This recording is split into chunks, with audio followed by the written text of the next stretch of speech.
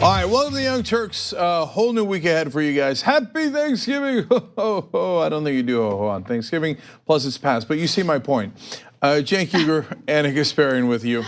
How you doing, Casper? I'm good. Right, your hair color's a little different, isn't it? Yeah, it's dark. I noticed it. I think males are supposed to notice things like that. Yeah, I mean, I wouldn't be upset if you didn't, but yes, Okay. I tried to go back to my natural color. All right. It's not quite there yet, but it'll get there. All right, God bless. Okay, so we have 1,000 stories for you guys, and we've got families being tear gassed at the border. You know that's coming up. But a lot more than that as we go forward in the show today. Ukraine and Russia are at war. Sure, you got it. Climate report. You think the Trump administration trying to sneak it in on Friday is going to work? Wrong. Not going to work. We're going to cover it. Okay, but before we do any of that, I want to basically follow up on something that I was doing all weekend, which I rather enjoyed. And now there's even better updates and bigger updates. So we've been doing this tyt.com/amplify program where we're trying to get our message out to the rest of the media. So far, excellent success, and I want to thank a number of people that participated, and I've been saying this all weekend. Vanessa Abreu got the package for Laura Ingraham and her team, and then we got a call from Laura Ingraham and her team asking us to be on Fox News. Fascinating. So Vanessa, you're awesome. Thank you.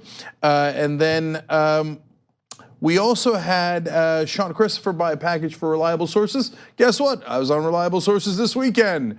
So amazing success already, and thank you guys for being involved.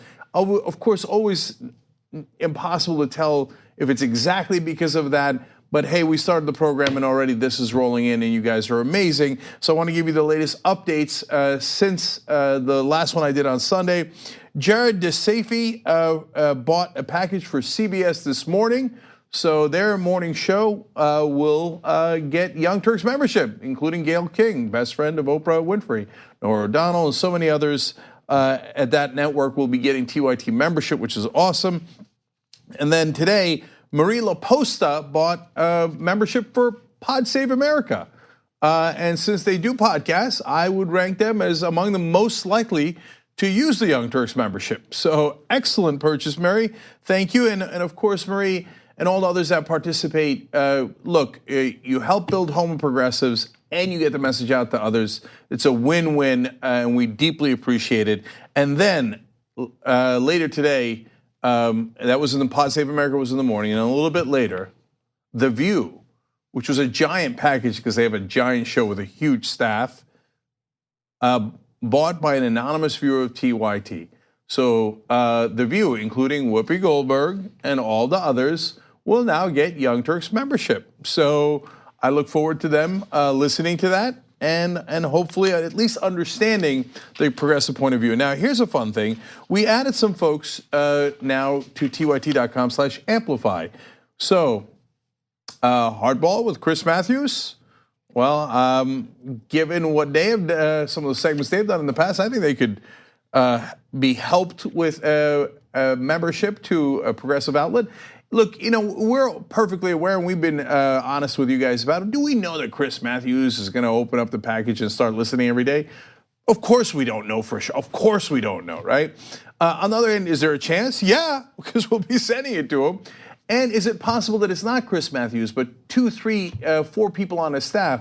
And might that at least open their eyes? Oh, I thought the progressive position was Hillary Clinton. It turns out, no, there's a whole other universe out there of people who are fighting for Medicare for all, et cetera. So more people that you can buy packages for. Wolf Blitzer and his whole team at the Situation Room. There's a room full of folks there that need TYT membership. I like this one, Mediaite. Mediaite covers the rest of the media, and I think is very influential. Buying them a package, I think, could have significant amplifying effect, which is the whole point of the show. You guys like buying stuff for Fox News. Tucker Carlson, Laura Ingraham have gotten packages. So Sean Hannity, you could buy him a package and get him TYT membership. Could you imagine? Now, are we really going to flip him? That would really be one of the most miraculous things that ever happened. They're like, say, well, I was listening to the Young Turks the other day, and I got to tell you, they made a really good point. Okay, that would be very surprising. Although with Tucker Carlson and my conversation with him, maybe not as shocking as you think. But the other thing you could do is, oh, I get it. These are the strong progressive voices. Well, then I'm going to put them on air to battle. But that's great because that gets our message out. Whether it's me, Anna, Kyle Kulinski, whoever it might be, John Iadarola, et cetera. Now, here's a twist. We added some people that were not in the media. Wouldn't it be not? This is a guy who understands the progressive message better than anyone. So this is more of a gift than anything else to his entire staff. Bernie Sanders. Why not get the gift of TYT membership to the Senate staff I almost said President Bernie Sanders. Getting a little ahead of myself, but it would be nice to have TYT membership for the White House one day. Also, someone who might not hear it as often, Nancy Pelosi. I think Nancy Pelosi could definitely use some TYT membership. And then we added another fun twist, which is let's get into some celebrities we know, and others that are progressive and have a range, but that might not hear TYT membership on a regular basis. So Willow and Will Smith, I hope they share it with Jaden as well, and other members of and Jada Pinkett Smith as well, and of the Smith family. We're getting enough for not only their families, but also for their staff. A lot of their folks work on progressive causes, and it'd be great for them to know about it. Susan Sarandon, one of the best progressives in the country. She's been wonderful to the Young Turks. So let's at least get her a TYT membership for her and her staff. Shailene Woodley, another absolute rock star for progressive causes that always fights for us. And it'd just be a nice thank you to them to get them TYT membership. That'd be fantastic. You can do all that at tyt.com/amplify. And if you just want to get a TYT membership for yourself, get basically a progressive Netflix with about 17 shows we have on the network now, all for just $4.99 a month. Well, then obviously you could do that through tyt.com/Cenk. Okay, now look at that. Casper didn't even chime in. One last thing to panic about. It is apparently Cyber Monday. That's a thing apparently. So we went nuts. 30% off of everything on shoptyt.com. What? Jesus, Lord mercy. Time to go nuts. We encourage you to go looting through our store. No, okay, but we do encourage you to buy at our store with 30% off, shoptyt.com. All right, thank you guys. Now, Anna, what do you got? All right. Over the weekend, the Trump administration, in addition to Border Patrol officials, decided to escalate the situation at the US-Mexico border. And they did so by closing one of the major ports of entry near San Diego. Now that led to a lot of issues, including as many as 500 migrants who had been peacefully protesting, rushing toward the border in an effort to enter the United States and seek asylum. Now, here is Donald Trump talking about this whole incident and what he thinks needs to be done.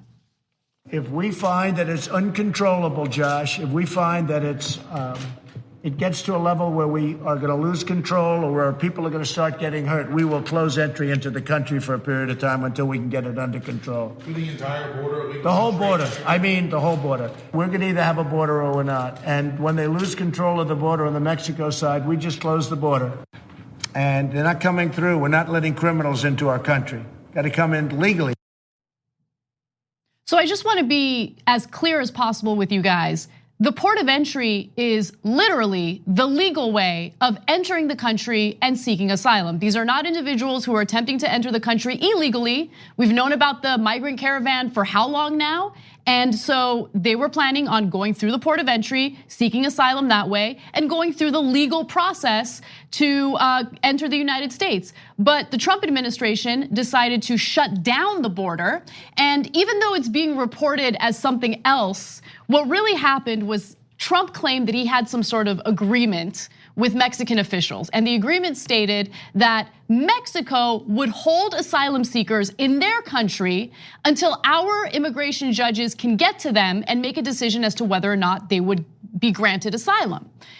Once the Mexican authorities or Mexican government responded and said, no, we have not agreed to that deal, Trump made the decision to shut the border. Now, he shut the port of entry near San Diego for several hours on Sunday. He reopened the border at about 6 p.m. that very day. But this is ridiculous because all it's about is trying to prevent anyone from coming into the country, whether it's legally or illegally. Well, the second thing that it does, and I don't know if they intended this consequence or not, is that it causes great frustration for the people who are seeking legal asylum through a legal port of entry. And so they've been in, some portions of the caravan have been in Tijuana for 10 days now, and they're living in squalid conditions in a sports center there that got converted into this when that's not the main purpose of it. It could at most hold 3,500 people, but it's holding 5,000 people. So as that frustration built up, well, that's when a very few percentage of the folks in that caravan decided that they were going to try to run for the gate. And one of the witnesses said that the rumor was that the US would open the gate for them. And then that's why they went to the gate.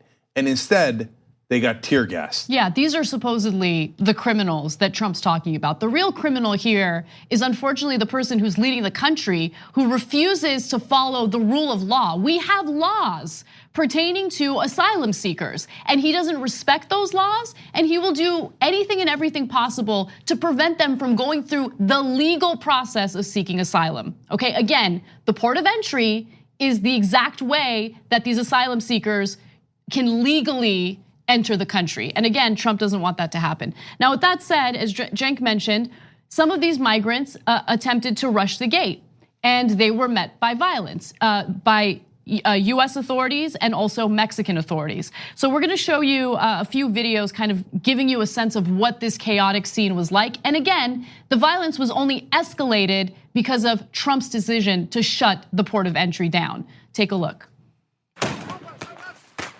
So they're being met with tear gas. They're obviously running away. And all of these people have been very clear about the reasons for seeking asylum. They're not the criminals, they're the ones running away from the criminals. And after going through this treacherous terrain, travel to try to get to the United States and enter the country in a legal way, hearing that the border has been shut down, of course they're gonna be frustrated, they're gonna be angry. And so a few of them had apparently thrown projectiles at Border Patrol agents. And Kirstjen Nielsen, the Secretary of Homeland Security, released a statement saying this, let's go to graphics 27. As I have continually stated, DHS will not tolerate this type of lawlessness and will not hesitate to shut down ports of entry for security and public safety reasons. Yeah, look, I don't know if I even believe that anyone threw anything. So there, in these type of situations, there's always conflicting reports, and there's people saying that, look, we've been waiting to go through the whole time, and then they shut the wall down. I think 39 people, roughly, that's the count, trying to get past the gate out of the 500 that were seeking asylum on that day, out of the 5,000 that are in the sports center in Tijuana. So it's a tiny percentage that got frustrated. And that's why I wonder, like, if the frustration is on purpose. It might not be. It might just be that Trump wants to slow them coming into the country by any means possible. Or it might be they think, well, we said they'd rush the gates, and so maybe if we bottle them up long enough, somebody will rush the gates, and then we'll have the video and the pictures that we wanted. We could show on Fox News all day long and go, aha, the infestation. Okay, and then you get the Department of Homeland Security to say, yeah, they threw something, we think. And now we tear gas the hell out of them. Did you pay attention to see if it was all males or if there were some women and children there? Who cares? And then that's why you see the picture that you did of the mom with the kids running away from the tear gas in terror. So apparently that's what we're doing in America now. So it could take months to a year in order to finally get your day in front of a judge as an asylum seeker, to make your case and have a judge make a decision as to whether or not you're granted asylum. And so I understand the frustration that some Americans are feeling regarding the number of migrants that are seeking asylum, the number of people who are trying to come into the country. It absolutely is a crisis, and the backlog is serious.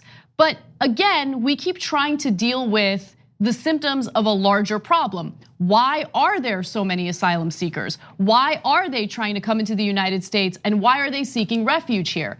Okay, are there possibly US foreign policy US foreign policy, has there been US foreign policy in the past that has actually exacerbated this problem? We never have a conversation about that, right?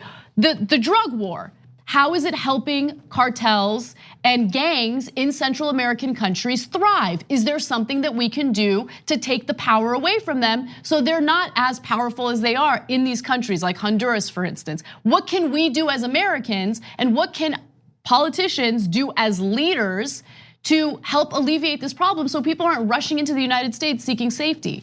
So there's two schools of thoughts on this. One is the conservative Fox News school of thought, which is, oh, so are you trying to blame us? Like it's our fault? Yes. Yeah, okay, and now the other school of thought is, yeah, look, if you want the mass immigration to stop, let's look at the root cause so that we can help you and the whole country and the people that live in those countries as well get to an answer so they're not constantly trying to come into the United States.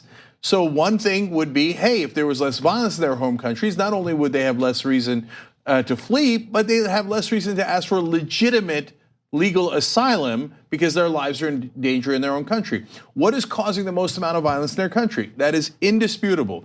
It is the drug war. Who started the drug war? We did. All that is indisputable. Now you can say, oh, I'm offended. I need a safe space from your facts. Okay, but facts don't care about your feelings. So the reality is, we started that drug war. It has led to violence. That is what they're fleeing from. Every reporter is consistent on two facts. None of the people in that caravan are armed. None of them, okay? And number two is, so that's the whole thing of like, these are dangerous people coming in, and including Middle Eastern, as Trump says. No, total lies. 100% lie. If you choose to believe a lie, that's up to you. But every reporter on the scene says the opposite. The second thing is, they are all running from violence. One witness, one of the people seeking asylum says, look, they're trying to initiate me into a drug gang. So if I stay, I either have to become part of this violent gang or I might be murdered for not joining the gang. So what am I gonna do? I packed up my kids and I ran. What am I gonna do, right? You can say, blah, blah, blah, blah, blah. I don't wanna hear that it's anyone else's fault. I like when Fox News blames the brown people, okay, and scares me. Well, okay, that's a choice you're making about your feelings, but they are not connected to the facts. If you want to solve the real issues here, both for their sake and our sake, you would look at the root cause of the problem. And look, again, we're progressives, so we don't just look at things black and white. There are a lot of different factors. So there are more factors than just the drug war, but that is a huge factor. That is a huge factor. Yeah, and just one last thought on, okay, so but what do you do when they get here? We have a system, guys. It's worked for all this time. I know conservatives are frustrated by it because they think, well, you know, somehow people enter the system, but those that entered the country, what they would say illegally and undocumented, and now we have over 10 million people in the country that are undocumented. Yes, but they did not seek, those folks, the overwhelming majority of them did not seek legal asylum as these people are. They did not come in a giant caravan that you could see from anywhere. Yes, some of them snuck into the country, maybe for similar reasons, maybe to get a job, etc. But these folks in particular, they've got you the most worried about, are the ones doing it the most legal way. And yet we still tear gas them. I mean, what Trump is essentially doing is encouraging people to enter the country illegally, right? If you shut down ports of entry, when people are desperate and they're trying to protect not only their own lives, but also their children's lives, you think that Trump shutting down a port of entry is gonna stop them from trying to enter the country illegally? Again, these people were trying to enter legally. They were going through the legal process to seek asylum. Trump prevented that from happening. But I just wanna ask Americans in general, but also in particular Trump supporters, aren't you tired of being lied to at this point? Because he lies over and over again. A federal judge literally just blocked his efforts to bar migrants from seeking asylum if they've entered the country illegally. A federal judge deemed that unconstitutional because it's something that needs to be decided by Congress. And now he's decided to just shut down a port of entry because he wanted to throw a temper tantrum over his inability to negotiate a deal with Mexican officials, okay? And again, to Anna's point, his lie about it. He said, oh yeah, Mexico agreed to this. And they asked the president-elect, did you agree to this? And he's like, no, I didn't agree to that. He just makes things up nonstop. And he made up that there was Middle Eastern in the caravan. He made up that they were dangerous and had, all sorts of nefarious people in the caravan. But the caravan is so slow moving and so obvious. The reporters just went and asked all the people in the caravan, etc. They're like, there's no Middle Easterns here. No one's armed. No one's dangerous. Right. And what are you guys going to do? Well, we're in a giant caravan because we're going to go seek asylum. If we wanted to sneak in, we wouldn't be in a giant caravan where you could all see us. But logic does not penetrate the conservative mind. One final thing that I do want to add is that the upcoming fight pertaining to immigration also includes whether or not the government will be funded. So Trump is arguing that he will not sign any legislation to fund the government if Congress doesn't appropriate the funds necessary for the border wall. So that could cost about $22 billion. That's actually a low estimate. There are some estimates up to $70 billion. So something to consider moving forward. For Trump, this is not about immigration. If he genuinely cared about undocumented immigration and stopping it, maybe he would focus on people who overstay their visas, because more than half of immigrants who are undocumented come into the country with a visa and they overstay their visas. But this whole border situation is visual. The one thing Trump is good at is marketing, and he understands that humans are monkeys, and we respond to the visual effect of what's happening at the border right now. There's about 6,000 migrants seeking asylum. Okay, about 500 of them have already made their way to the border. That is not the heart of the immigration issue. The heart of the immigration issue is the inaction of Congress, their inability to pass any type of immigration reform, okay? And just the fact that we as Americans keep getting distracted by a non-issue when there's a bigger problem to focus on. Oh, by the way, why are they not passing immigration reform? Because the overwhelming majority of the country actually wants a pathway to citizenship. And the Republicans say, well, that's inconvenient for us because our base hates those people. And so they don't want them to have a pathway to citizenship. So we're going to block it. And then they turn around and blame the Democrats. But wait a minute, you're the ones who clearly had control of Congress and the White House, and you didn't pass anything. Why didn't you pass anything? That's because you know how deeply unpopular it is in the country. So you just sat on your hands and let this crisis happen. And it happened on your watch while you controlled every lever of power in Washington. We got to take a quick break. When we come back, some more updates on this immigration crisis. And later on in the show, we will discover what Hillary Clinton thinks European countries should do with the migrant crisis. Well, look, Hillary said some good things over the weekend, and I gave her credit on that. This was not among them, so a bit disastrous. We'll explain. All right, back on the Young Turks, Cenk and Anna with you. Smooth writes in, Hannity needs an intellectual spine as well. How much is that? Well, that one we can't do anything about. We can get him Young Turks membership through TYT.com/amplify, but spine's not included. Meg writes, this is all members' comments. Meg writes, and this border violence is so terrible and unnecessary, it breaks my heart. We need to talk about a relatively new show called the Republic, or UNFTR. As a Young Turks fan, you already know that the government, the media, and corporations are constantly peddling lies that serve the interests of the rich and powerful.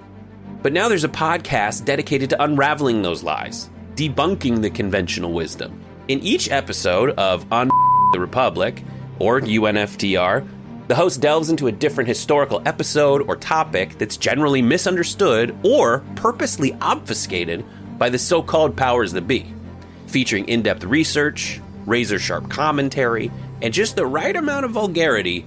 The UNFTR podcast takes a sledgehammer to what you thought you knew about some of the nation's most sacred historical cows.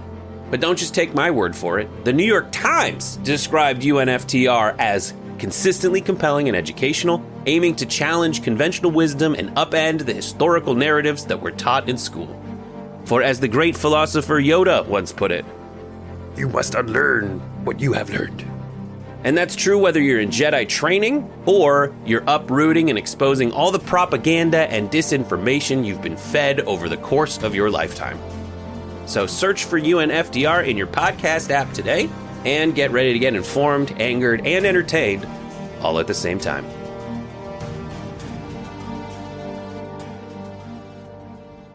Hart, a theater goddess says, quote, we're not going to let criminals in. Yeah, how long do you all want to bet it takes before the Saudis involved in killing a US reporter are allowed in?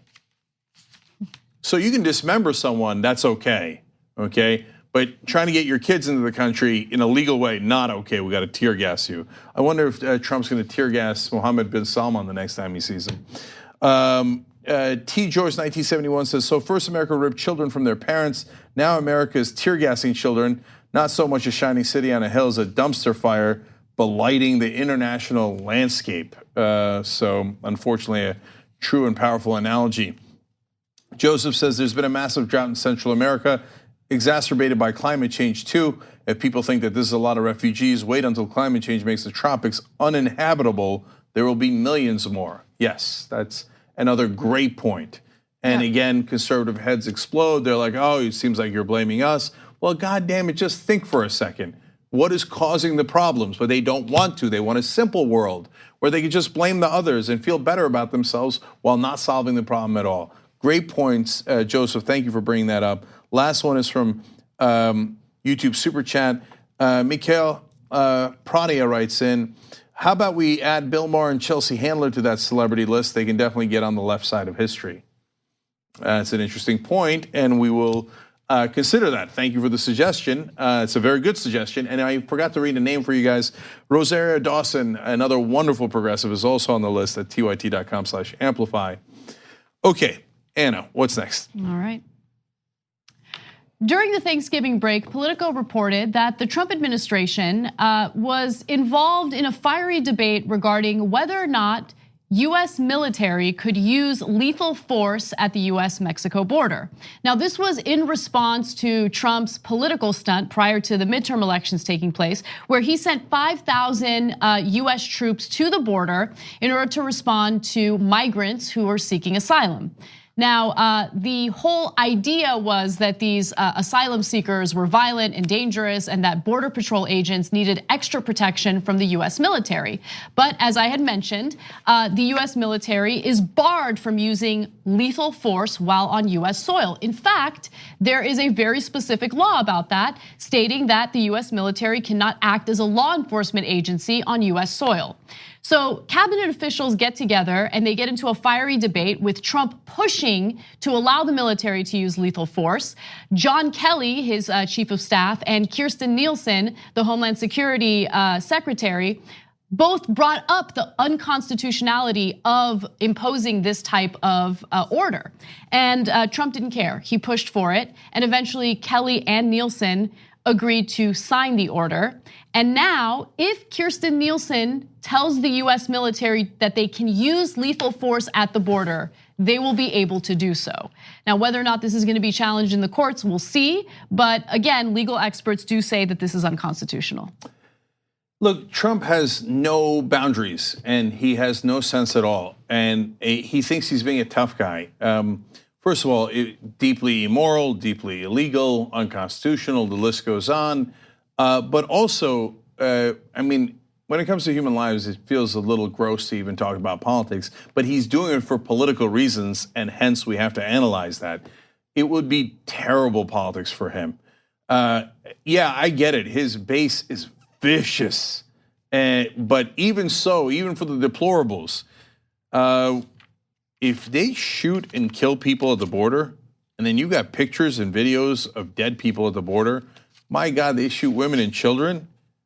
He orders the US military to shoot them. Nah, that's the end of him. I mean, people, look, and again, maybe I'm wrong, and a lot of progressives will disagree with me. I just don't think the country's that evil-hearted. I think that they're afraid. A lot of conservatives are afraid of the others. Oh my God, what if a trans person walks into my bathroom and then I guess my head would explode or I would be attracted to them? I don't know what they're afraid of, right? But they're afraid of something. They're afraid of brown people. They're afraid of black people, even if they're unarmed. I get all that stuff. But to see blood in the streets like that, I think that would maybe shakes them out of their cognitive dissonance, or maybe I'm wrong and they go, yes, finally, murder at the border. I don't know, but I think that's a terrible idea in every regard. Well, I agree with you in that it's a terrible idea, and I think that it's dangerous to set a precedent where we allow our military to use lethal force while on US soil. I mean, we really need to ask ourselves if we're comfortable living in that type of country, and I know that I'm not, right? But going back to the immigration issue, I think you are wrong, Cenk. And the reason why I say that is because remember, as this whole migrant caravan situation was unfolding, you had members of Trump's base arming up and going to the border with the intention of literally shooting asylum seekers if they attempted to enter the country. Those were Trump fans, those were Trump supporters, crazy vigilantes. Now, do they represent all of Trump's voters? I'm very tempted to say yes, but probably not. Do they represent the majority of the country? No, they don't. But these migrants have already been met with violence, unprecedented violence, and that happened just this past weekend. And what do Trump supporters tell themselves? They try to justify it, they try to rationalize it, they try to minimize it. So, but it's a matter of percentages. I hear you. And man, if a majority of the Republican Party, if there is that kind of violence at the border and our military uses force within the country, and there's two different problems there, right? And they're all like, yeah, it's great when the giant big government comes in and starts shooting people within the country. Look, that part I'm with you. Mm-hmm. They won't understand that violates every principle they claim to have and why they think they needed their Second Amendment rights, mm-hmm. right? But if they see dead kids at the border and they still like, yes, will some percentage of them be like that? Of course they will, right? Mm-hmm. But I think another significant percentage will go, God damn it, that's too much. I didn't sign up for this.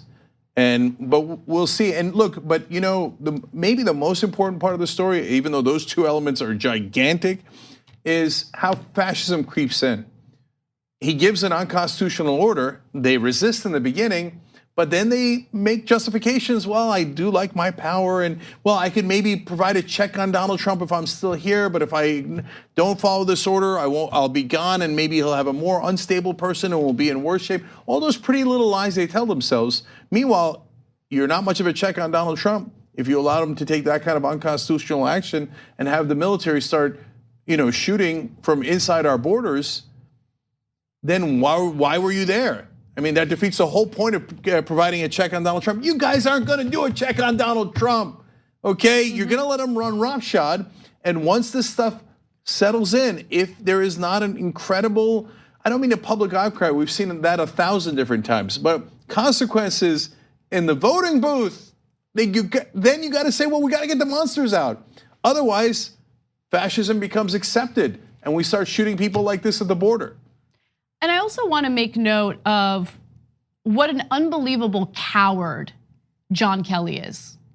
So this is a man who fought for our freedoms, fought for our Constitution, right? Big military guy, tough guy.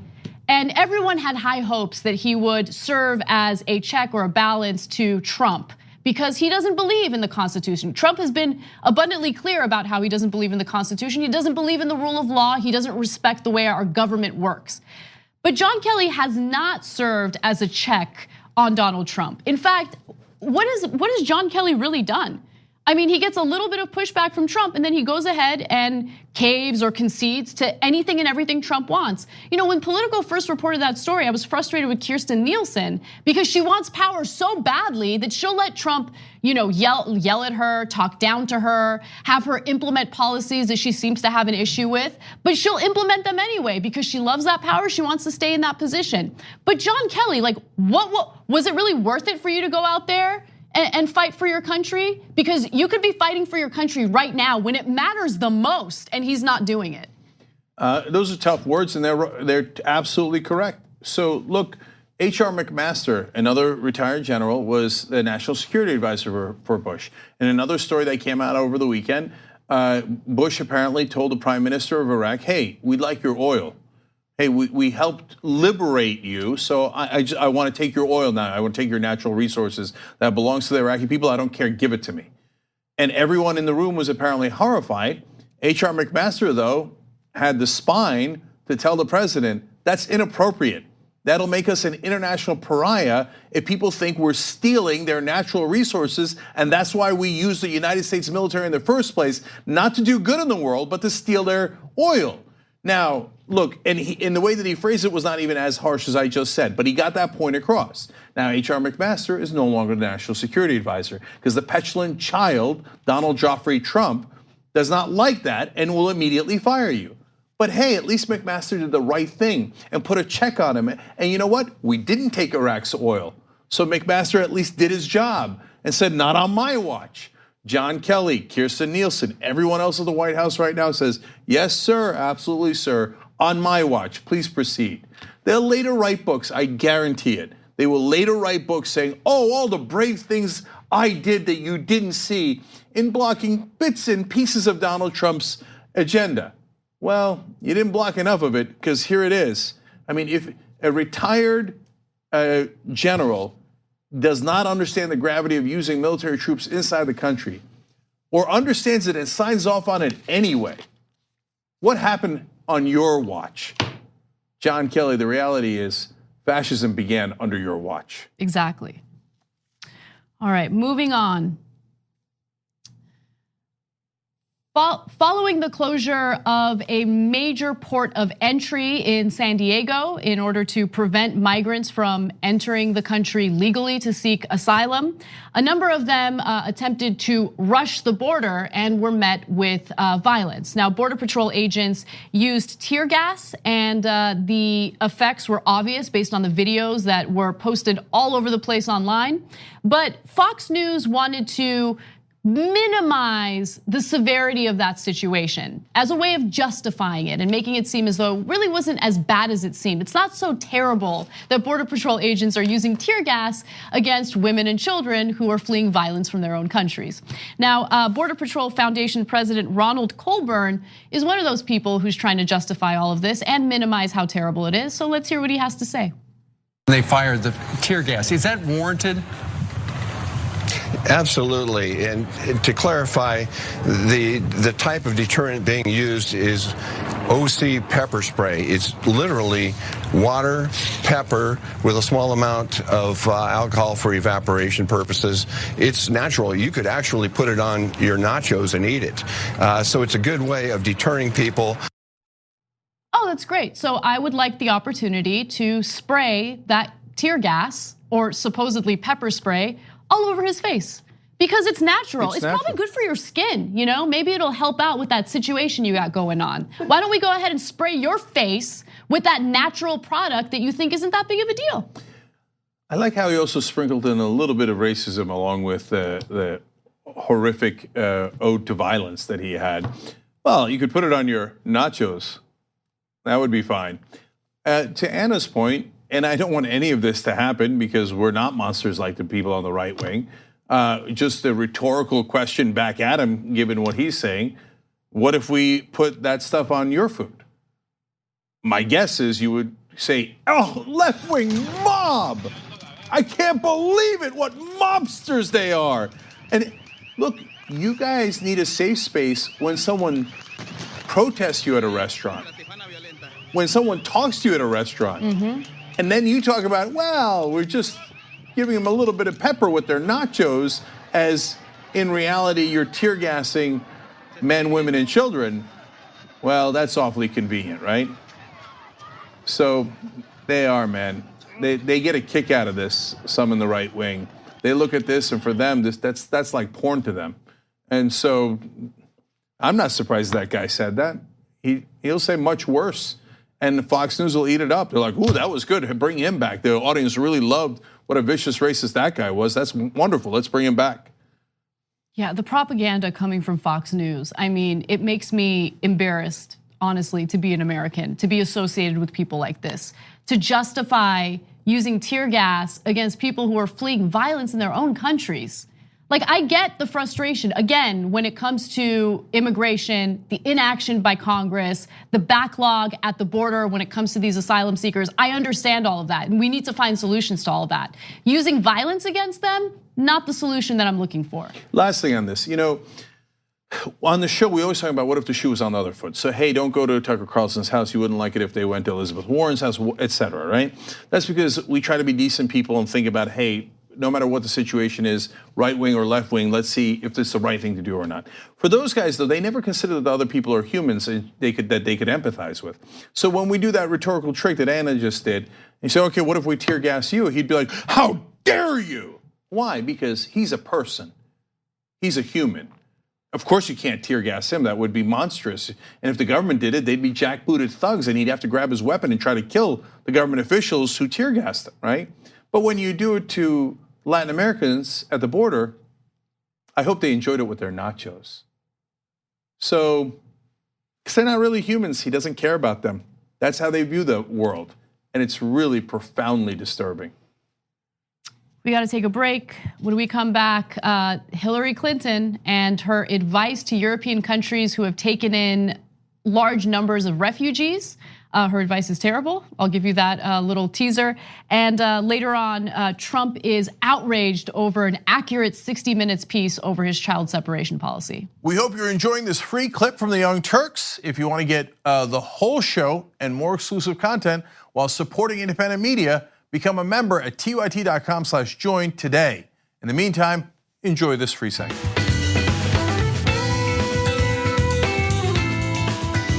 All right, back on the Young Turks, Cenk and Anna with you guys. I'm going to read a list of names that have helped. At TYT, we frequently talk about all the ways that big tech companies are taking control of our online lives, constantly monitoring us and storing and selling our data. But that doesn't mean we have to let them. It's possible to stay anonymous online and hide your data from the prying eyes of big tech. And one of the best ways is with ExpressVPN. ExpressVPN hides your IP address, making your activity more difficult to trace and sell to advertisers. ExpressVPN also encrypts 100% of your network data to protect you from eavesdroppers and cyber criminals. And it's also easy to install. A single mouse click protects all your devices. But listen, guys, this is important. ExpressVPN is rated #1 by CNET and Wired magazine. So take back control of your life online and secure your data with a top VPN solution available, ExpressVPN. And if you go to expressvpn.com/TYT, you can get 3 extra months for free with this exclusive link just for TYT fans. That's expressvpn.com/TYT. Check it out today. In the tyt.com/amplify program, these folks, if you give under 1,000, it goes to journalism students. And we've already contacted some journalism schools to make that happen. Thank you guys, this is wonderful. And people giving over 150 or more also will get an exclusive TYT t-shirt for this campaign. Mary Helen Burns from Memphis, Tennessee is getting a t-shirt. Alex Henselka from Austin also getting a t-shirt. So is Austin Henderson from Milwaukee. Thomas Wenger from Eugene, Oregon, same. Scott Pryor from Manassas, also a t-shirt. Thank you guys, thank you to all of you. Jesse Levine from New London, New Hampshire also chipped in. Laura Latimer from Greenfield, Indiana, also getting a t-shirt. And an anonymous TYT member as well. If you don't fill in your last name, we don't read your names. We're reading the names just to give you guys acknowledgement because you're doing something wonderful in spreading the progressive message. tyt.com/amplify. Franco the Brave in the members section says, sorry, Cenk, the US helped bomb a bus of school children in Yemen, killing 40, nothing. Dead bodies at the border, I would imagine, not a big issue for Americans. I could be wrong, but a lot of the media did not specifically say, yes, that bus full of children was because of America. They're very reluctant to say that. And Yemen's a long way away. And yes, that's unfortunate, but it does make a difference in the minds of a lot of Americans. But I could be wrong. Squenny G, there's no way I said that right, on Twitter, does not agree with me either, agrees with Franco. Saying, well, Trump could shoot someone on Fifth Avenue, why not at the Mexican border? It's an interesting point. Obviously, he didn't yet, but we certainly think he might be able to get away with it. Anyway, Corey Brown on YouTube Super Chat says, closing the point of entry will cause people to move away from the point of entry and cross the border in more remote and dangerous areas. The administration then used the excuse they crossed illegally to use the zero tolerance policy. It's a catch-22. That's why in the beginning of the show, I was wondering if that was the catch-22 that was intended in the first place. The only reason why I'm not sure that that's the case is because Trump is too stupid to think 2 steps ahead. So likely it's just a more simple, me no like them, me close border. Oh no, they tried to cross border, me knew it. So that's more likely. Okay. Okay. And let me note one more time that we have 30% off today on everything at shoptyt.com. It's apparently Cyber Monday, so go ahead. This is a situation where you can go nuts.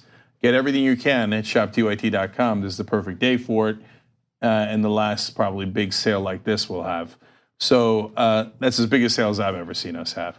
Anyway, and of course, if you just want to become a member and get all of our shows and support Home of Progressives, tyt.com/Cenk.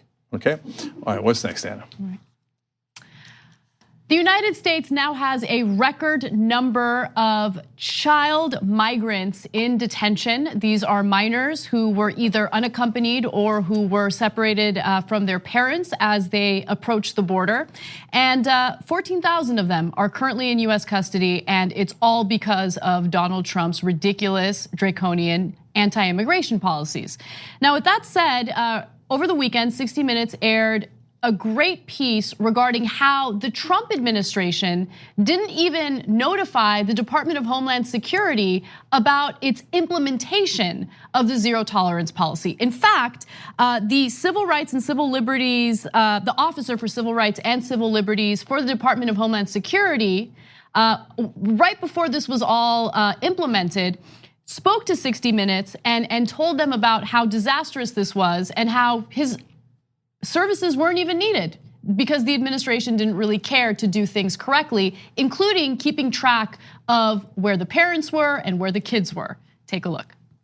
If you're going to separate families in the pursuit of an immigration policy, it was irresponsible to push that on top of a system that wasn't prepared on the back end to allow the families to be reconciled later. Scott Shukart was surprised by the new policy, even though he worked at Homeland Security headquarters at the Office of Civil Rights and Civil Liberties. He told us the order was so abrupt, it bypassed the usual review. If they had come to you, what would your office have said? We would have had advice on the way that needed to be done, on the record keeping that needed to be done, and our advice on that wasn't sought out, and when we tried to provide it, it was ignored. What do you mean by record keeping? Making sure that we knew where everybody was at all times so that they could be put into contact and reunited later. People were removed to other countries without there being good records of what adult went with what child. So we all knew that there was a lack of record keeping, which is why it was so difficult for the federal government to reunite the children with their parents. Now, to be clear, the 14,000 minors in US custody right now are not all children who are taken away from their parents. Some of them are unaccompanied minors. Some of them do unfortunately still include some of the children who have not been reunited with their parents yet as a result of the zero tolerance policy. But the Trump administration has been implementing all sorts of anti-immigration policies that the media is not even aware of. So for instance, he's making it increasingly more difficult for sponsors to come forward and claim custody of these unaccompanied minors, which is why we have a record number in detention right now. Now, Trump saw this 60 Minutes report and was outraged, but before we get to his tweets, Cenk, I want you to jump in. Yeah, no, just real quick. We have a great number of kids who we have no idea where their parents are. And that's what happens when you don't plan anything. And what did I tell you was the number one problem with Donald Trump from the day one? Well, there's two huge problems, right? There's a host of a million others. But the two biggest ones are he doesn't believe in our system of government, and they're both at play here. So we have rules and processes for a reason. And he's like, "Well, what? I'm the president. Why don't I just make a decision and we just do it?" Yeah, I got you, but you have to implement that. And so if you don't implement it, it comes back on you. But he's never had to deal with the consequences of any of his actions because he's been given money by his dad his whole life. He's been given privilege. He went bankrupt 6 times, was bailed out anyway. He just doesn't know the consequences of his actions. And the second part is related to that, which is incompetence. And so an incompetent guy doesn't think through, okay, how do I plan this out to make sure that my policy is implemented in a way that is effective so that people think, hey, congratulations, Donald Trump, nice job on that policy. Mm-hmm. He just thinks, me want policy, me want now, me want it. And he'll fire anyone in his path. So they're like, yes, sir, absolutely, sir. And they immediately do the policy without preparing. And then you have this debacle that is in front of us. And even if you don't really care about the fate of these children, this is actually costing US taxpayers way more money than the initial issues that we had with immigration, right? So we're paying to detain 14,000 undocumented minors indefinitely, right? We're paying for that. These are for-profit prisons, for-profit facilities that are housing these kids, and we're paying for them even though they're supposedly private companies. So Trump has only made a bad problem way worse. But let me give you his response to the 60 Minutes piece. He says, 60 Minutes did a phony story. Yeah, because anything that's negative toward Trump is phony, according to Trump. 60 Minutes did a phony story about child separation when they know we had the exact same policy as the Obama administration. That is a lie. In fact, a picture of children in jails was used by other fake media to show how bad, parentheses, cruel we are, but it was in 2014 during the O years. Okay, so let's stop for a second. First off, the Obama administration did not implement a zero tolerance policy. Were there some cases in which children were separated from their parents? Yes, but that was not a policy of doing that to every family that came to the border. Trump specifically implemented this as a deterrent. We know that because his own attorney general went on a speaking tour promoting it as a deterrent. And by the way, did not serve as a deterrent. Okay, secondly, there was a picture that went viral, and the picture unfortunately was from 2014. And there are misleading, social media posts out there. We all know that. But what happened under the Obama administration was that a huge number of undocumented, unaccompanied migrant children showed up to the United States. They did not show up with their families. They showed up unaccompanied. And the Obama administration had to figure out what to do. And that's a difficult situation. Did he handle it perfectly? No, of course not. But it's very different from purposely separating children from their parents. Well, we have a ton of credibility on this issue because we criticized Obama's immigration policies when he was in charge. Now we're criticizing Donald Trump's, and we're here to tell you they're different. And so Obama was not a cake in the walk in the park either. Cake in the walk in the park? Anyway, but a cake in the park would be nice. Anyway, and he deported more people than any other president before him, and we heavily criticize him for that.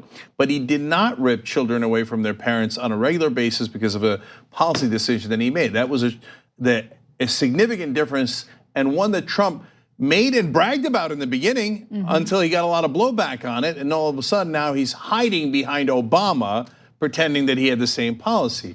And look, I don't know if and we talk about this often, whether the Trump supporters ever get tired of anything. But really, do you think that every single negative story about Donald Trump is fake or phony? And when he says that, do you think like, oh, he got him again for the 100th time in a row, that was also phony?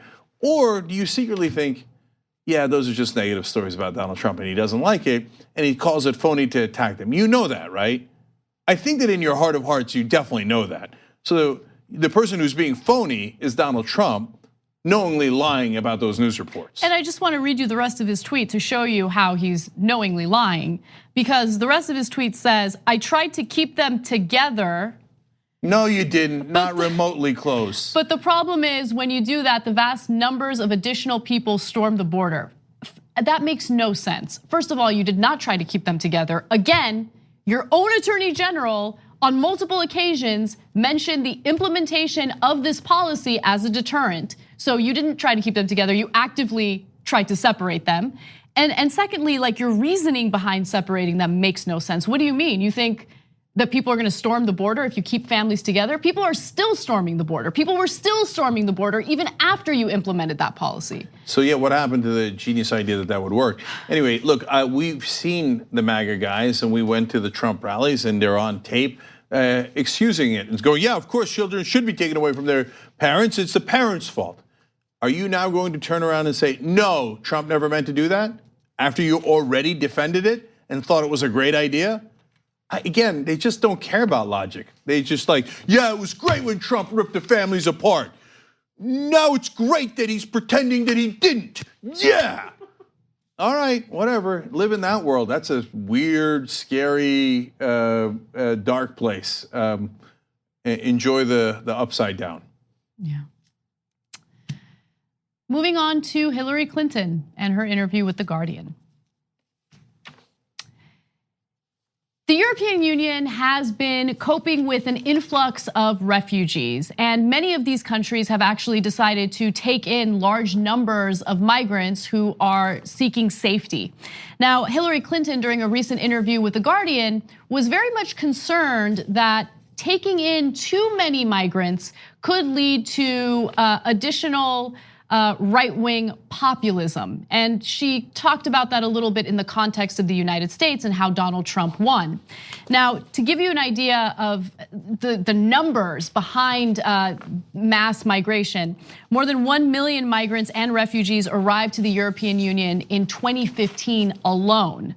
So large numbers of people, and Germany, under the leadership of Angela Merkel, has decided to take in large numbers of migrants.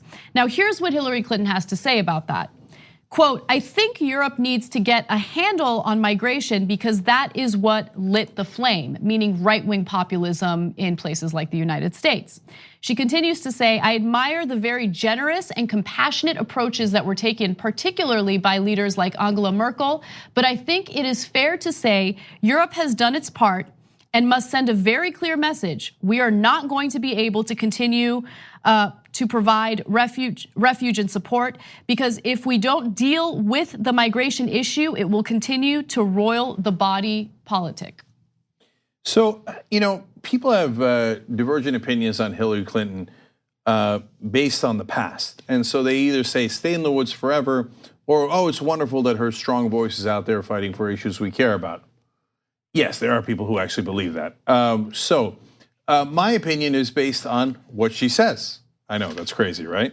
It kind of depends. So earlier in the weekend, I gave her credit because she came out and more aggressively attacked Fox News and explained some of the real problems with Donald Trump, and not just the racism and bigotry, but his incompetence, et cetera. And I thought, I wish she'd done that during the campaign. In that case, she might have swinged enough votes in those 3 states and won. I thought that was a more effective attack, and people get criticized if you touch Fox News in America, because a lot of the rest of the media at some point worked at Fox News or want to work at Fox News. So they'll gang up on political leaders like Hillary Clinton, even though she's saying obvious things about Fox News.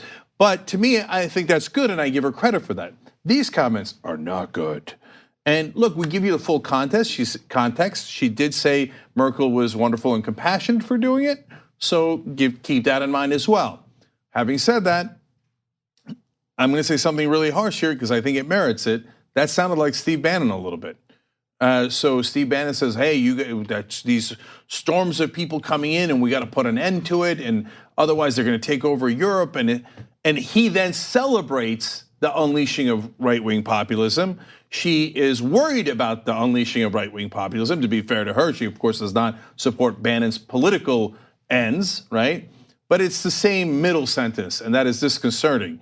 And so the reality is, Hillary Clinton did have something to do with this. So I'm going to get a little harsher than almost anybody else in the media, which is, well, she voted for the Iraq War. That's what opened up the Pandora's box and created the refugee crisis in the first place. That domino effect then went to Syria, and then now we have the Middle East in large parts in chaos.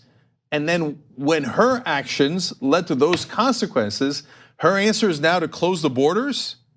No, that is the wrong lesson to be learned from this.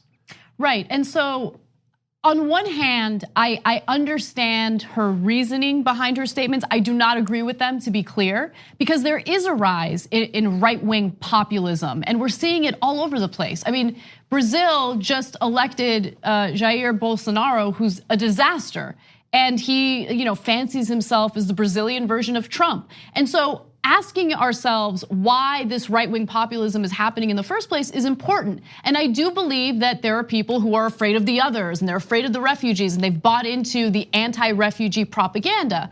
But at the same time, look, Hillary Clinton, again, presents herself as this pathetic defeatist, right? Like we gotta cave into what the right-wingers want, because if we don't do it, then there's gonna be a rise of right-wingers. No, but they've already won. Like if they're already having an impact on your policy proposals, they've already won. So let's move on. And then the second thing is what Cenk alluded to. Why do we have a refugee crisis? Is there something that the United States has done? Is there something that the Western world can do to help alleviate the situation? Or maybe things that we can prevent ourselves from doing in the future so we don't have a massive refugee crisis? Like, those conversations never happen. We always talk about a tiny Band-Aid for a gushing wound. Yeah, one more thing about that. Look, there's the problems that created this mess in the first place, which unfortunately Hillary Clinton aided and abetted. Now you can say, well, that's the past, I hear you. But let's make sure we don't make that mistake again, for example, in Iran. But she is a hawk within the Democratic Party. And then, of course, on a political level, there's another thing that she does not want to acknowledge because it's inconvenient for her. The other answer is to go with left-wing populism. But left-wing populism almost defeated her in the primary, so she don't like that. Oh, she don't like that. No. And she gives you a skewed perspective on what's happening on the international stage because she only points out the right-wing populists, and it's true that they exist both in Europe and Brazil and here in America, but there's also huge successful left-wing populists across the world. Obrador just won in Mexico. Obviously, Bernie Sanders closed a 60-point lead on her.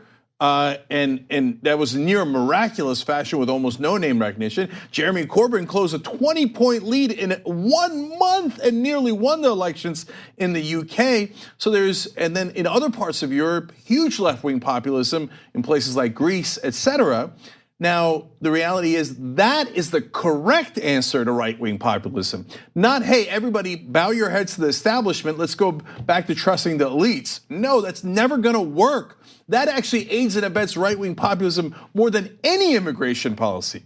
The correct answer is, no, the establishment did let you down. Now, don't look down for what caused your problems, look up. Look at Hillary Clinton's donors. That was part of the issue, right? Look at the Republican donors, a bigger part of the issue. And the reality is they rigged the rules, and only a left-wing populist can actually fix those institutions and make things right, and not just bow their heads and go, I guess we should do what the right wing wants, otherwise there'll be more right-wing populism. No, here's a crazy idea. You should fight the right-wing populists by excellent suggestions that would fix the system from the left. Let's take a quick break. When we come back, we're going to discuss more foreign policy because there's some drama between Russia and Ukraine. Violence occurred over the weekend. We'll give you the details on that and more. Thanks for listening to the full episode of The Young Turks. Support our work, listen ad-free, access members-only bonus content, and more by subscribing to Apple Podcasts at apple.co/TYT. I'm your host, Cenk Uygur, and I'll see you soon.